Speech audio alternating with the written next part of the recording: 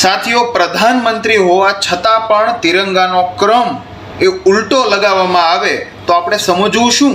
દેશના સૌથી ઊંચામાં ઊંચા હોદ્દા ઉપર બેસનાર માણસ જો તિરંગાને યોગ્ય ક્રમથી ન સાચવે, એ પછી સાચું બેલેટ હોય તોય ભલે, એ પછી એક સાદું નિશાન હોય તોય ભલે, એ તિરંગાનું કોઈ પણ કિચન હોય તોય ભલે, જો તમારા શર્ટમાં લાગે છે, જો બેનરમાં લાગે છે કે પછી વિચારમાં લાગે છે, હંમેશા ક્રમથી હોય એ અનિવાર્ય છે. આ એક વાત સંદેશ છે કે દેશનો પ્રધાનમંત્રી હોવા છતાં તિરંગાનો ક્રમ ઉલટો લાગે તો દેશની યુવા પેઢી ઉપર, બાળકો ઉપર, દેશના સરકારી ક્રમ ઉપર, તમામ ઉપર અસર શું પડશે? આ વિડીયો ખાસ જોજો.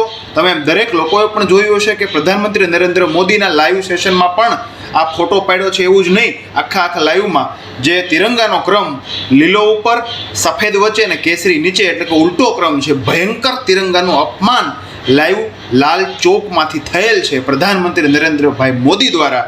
તો આ બાબતે તમારું શું કહેવું છે? ખાસ કોમેન્ટ કરજો.